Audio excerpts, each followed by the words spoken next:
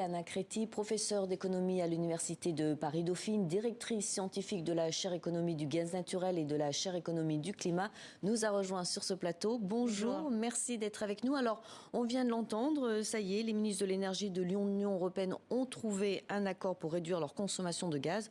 Et pourtant, c'était loin d'être gagné. Oui, en effet, on avait déjà des mesures qui avaient été annoncées dans les plans Repower EU, qui était la première réponse ou riposte, je dirais même, au problème russe, mais qui avait un horizon beaucoup plus lointain. En fait, c'était 2030. Maintenant, avec l'accélération des réactions russes, une action immédiate a été nécessaire. Et c'est vrai que sa négociation a été relativement rapide parce que l'idée de ces plans avait commencé à circuler rien qu'il y a une semaine. Donc c'est vrai que les accords se sont précipités. Sûrement, l'idée était celle de commencer des efforts. Et n'oublions pas que cette mesure est opérationnelle à partir du 1er août. Donc c'est vrai, c'est jusqu'au mois de mars, c'est la période où on a le plus besoin de gaz.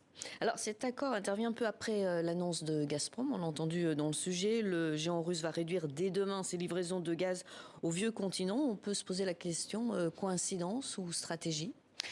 Disons qu'on est vraiment dans un échiquier, chacun son mouvement, plus ou moins convaincant. C'est vrai que les prétendus problèmes russes font écho à la même raison qui avait été évoquée il y a 3 semaines pour réduire aussi les livraisons à l'Allemagne et donc en conséquence aussi à la France.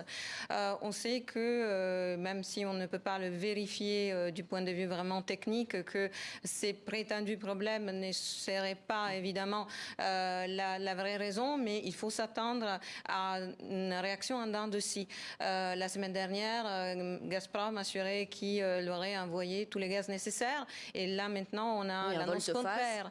Donc ça va perdurer de cette façon dans les mois qui suivent. Et quelles vont être les conséquences ? En ce moment, on a, en même temps que ce nouvel accord, on a déjà un objectif de remplissage des stockages qui constitue la première réserve, on va dire, qui garantit la sécurité d'approvisionnement.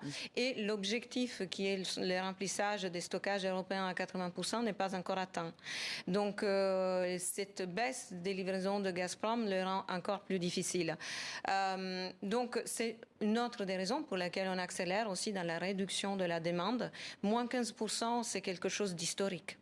Et quels sont les pays qui sont les plus dépendants du gaz russe ? En fait, si on regarde un peu la géographie aussi européenne, les pays les plus enclavés et les plus proches à la frontière russe sont également ceux qui sont les plus dépendants.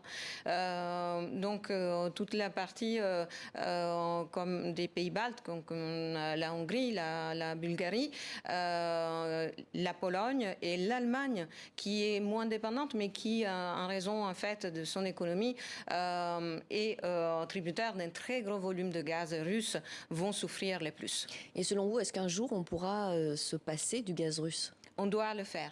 Ce n'est même plus une question, c'est un impératif qui est relié non seulement à cette situation de guerre, mais vraiment à la nécessité d'une transition énergétique forte. Et cela implique de recourir plus au charbon ?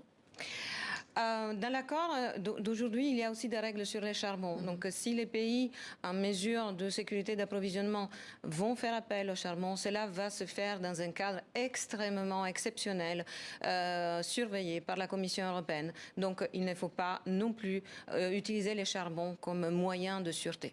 Merci beaucoup pour cet entretien, Anna Créti. Je rappelle que vous êtes professeure d'économie à l'Université de Paris-Dauphine, directrice scientifique de la chaire économie du gaz naturel et de la chaire économie du climat. Merci infiniment.